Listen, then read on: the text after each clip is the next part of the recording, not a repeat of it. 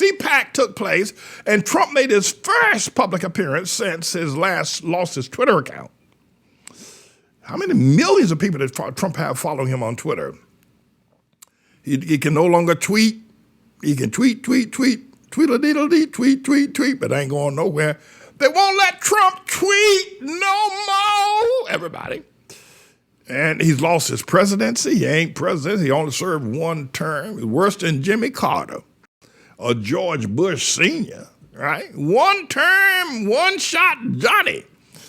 President said the election was stolen from him. That's what he said. He said Biden, Joe Biden, my time, stole the election from him. That's what Trump says. And that woman, what's her name, Cpac and Black Harris, they all got together with George Soros and stole it. They showed it.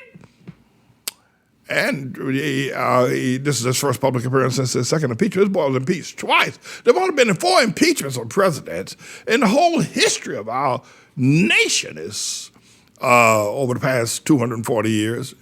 Only 4 impeachments, and 2 of them belong to Trump. Oh boy, that Trump stirred up some. And by the way, and only one term too. By the way, for instance, Bill, didn't have sex with that woman Clinton. He got impeached, but this is his last go round. This is in his second term. He was I don't know what he was half drunk on Arkansas gin or something. Trump got impeached twice. And then the other thing was this is his first appearance since the assault on the Temple of Democracy, where them people crawling up the walls of the Capitol building. And I said, doggone. Waving the flag, they had the Confederate flag, they had a Trump flag. There's some other flags down there in Orlando. I can't pronounce what was on those flags down there. Oh my God. Talking about Biden. Things they don't want to do to Biden. I don't know if Biden could take all that stuff they're talking about doing to him.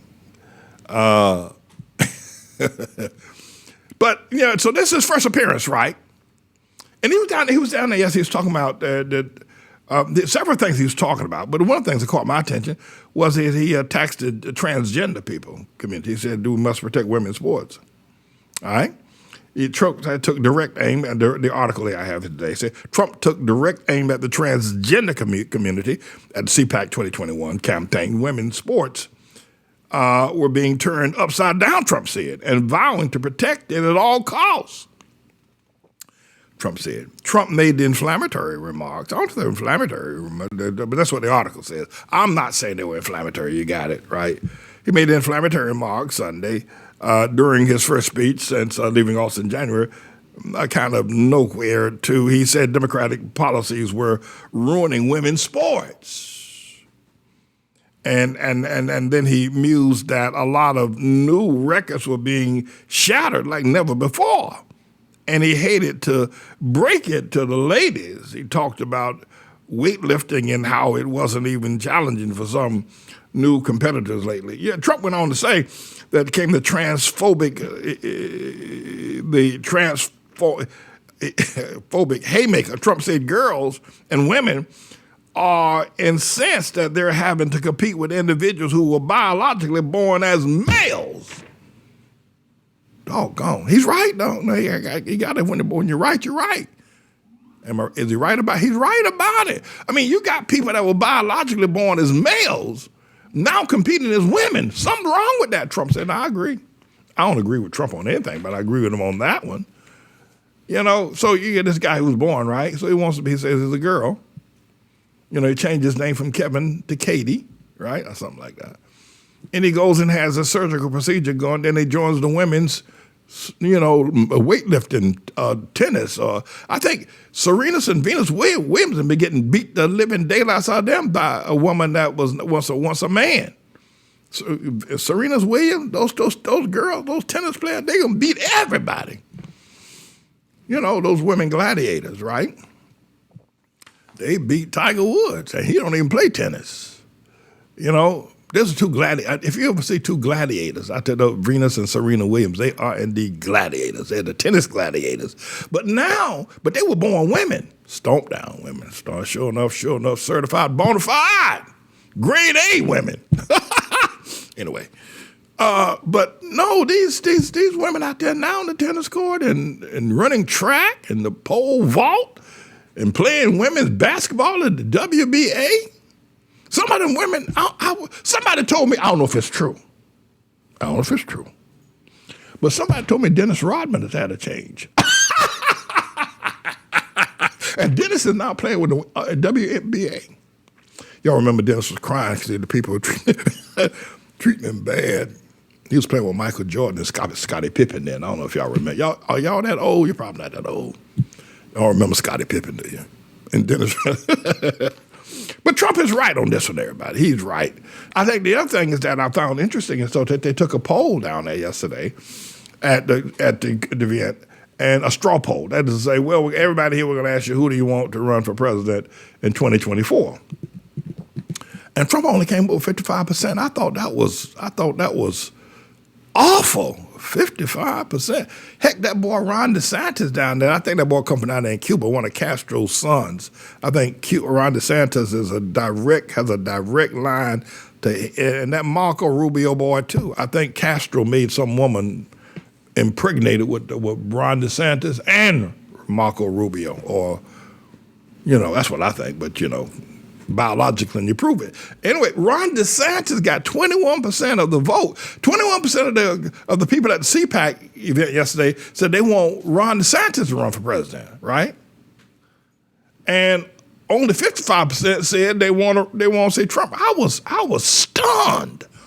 You would think that, Trump is this hot ticket, right? You would think that, if Trump's going to run, that the people at Cpac would have said at least 90 to 95% of the people, would have said, we want Trump. They didn't say that. Unless somebody's lying. You can never trust the media, I don't trust them. The only piece of the media you can trust is me. I always know that, right?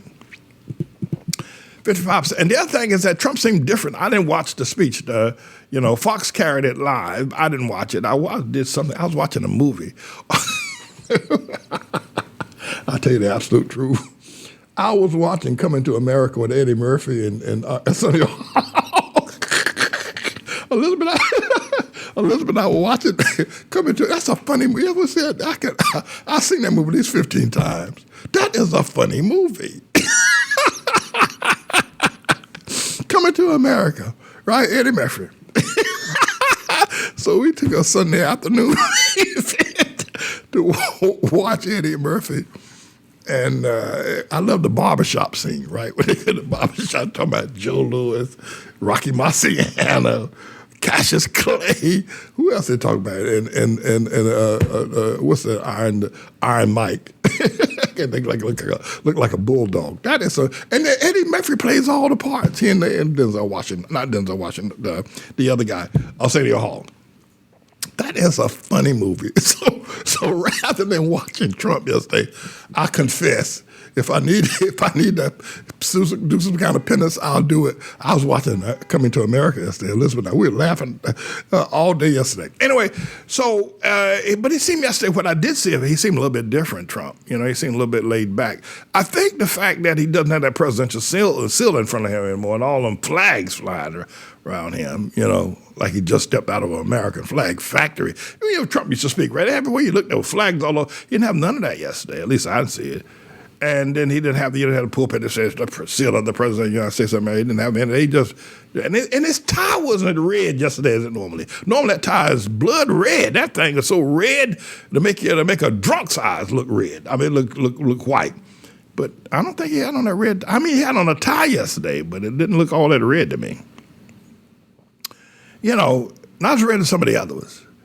And the other thing is that he, this whole business of cancel culture, that I quite frankly, I have to tell you that I do understand.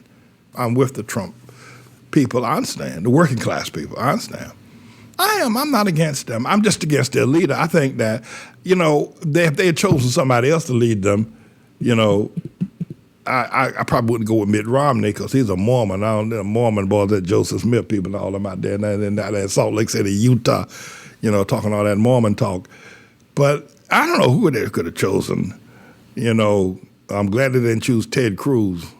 That boy is about as weak as sugar water. Let that man talk about his wife like that. Then he's down there in Cancun the other day talking about his children down there having vacation. Who the hell takes their children on a vacation to Cancun? Talking about he just, the children wanted to go with their friends. My God. But I understand. I'm in many ways, I'm with the Trump supporter. I tell you what, I ain't. I ain't with the Biden people and all these Black Lives Matter and LGBTQ and all these progressives, Omar and Alexander Ocasio-Cortez and all. I can tell you right now, I ain't for Nancy Pelosi or Chuck Schumer. I ain't for none of them. I can tell you that right now. But this business of cancel culture has a bit of a ring to it. And there's supposed to be something happening on the 4th of March. I don't know if it's going to jump off because Trump didn't really get people fired up. If only 55% of the people at that event on yesterday said they're for Trump, then he's sinking in the polls. By the time he shows up again, he made it be down to 35%. So I don't know if it's going to jump off. They said that something's going to jump off on the 4th of March. I don't know that it will. I don't even know what it is. So don't come knocking on my door, FBI, CIA, and all them other people, thinking I don't know nothing about anything. I don't know I don't know nothing about nothing. I don't know anything about this scheduled event. They said they were going to blow up that's what I heard, the Capitol building. And it's a pretty tall order. That's something pretty tall. It's pretty brazen to do. But I have to tell you this, that Trump has a lot of legal issues against him. And the accounting firm that Sarvance has now been able to get from the Supreme Court to get all Trump's tax records. They sent that accounting firm more than 3 million pages of Trump's taxes. How does anybody in 11 years accumulate 3 million pages of taxes? They up to something. I don't know, Sarvance may actually bring a charge against them because they put all those pages out there because they didn't have to, because they figure, well, how long is it going to take for Sarvance and all his cohorts to be able to read through all these pages to figure out what it is that Trump did or did not do? That's they're hiding something. 300 pages of 11 years of taxes. I mean, can you imagine that?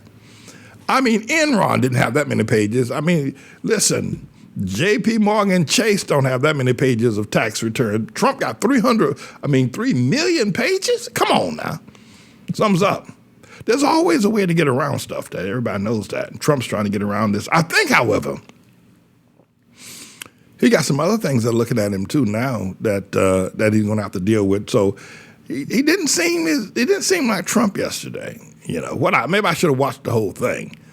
Instead of watching Coming to America. Maybe I should have, But at any rate, you listen to the Manning Report. I'm James David Manning, but I'm the Lord's servant. And don't you ever forget it.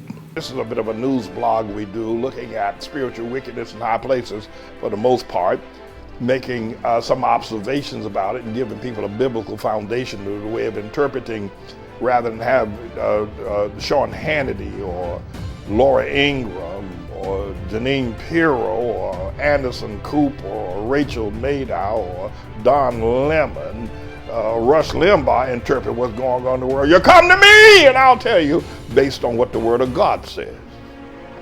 They'll just give you their worldly, sinful view.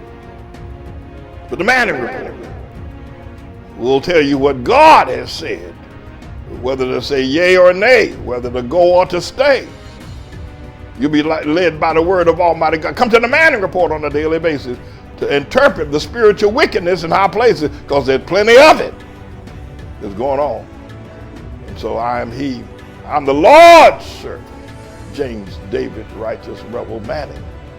And I'm here to serve you with news and information.